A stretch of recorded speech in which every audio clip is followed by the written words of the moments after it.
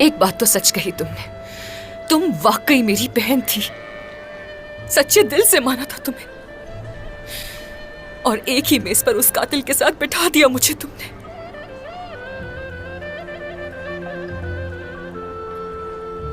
और इसीलिए मेरे दिल का दर्द कभी कम नहीं हुआ, और मेरा गुस्सा अब भी बाकी है।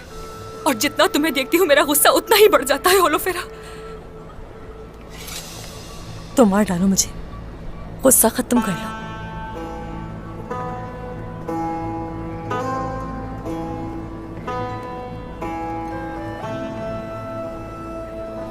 अगर तुम दुश्मन होती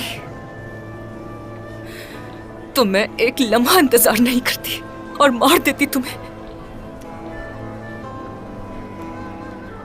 मगर तुम तो मेरी अपनी थी ओलोफेरा।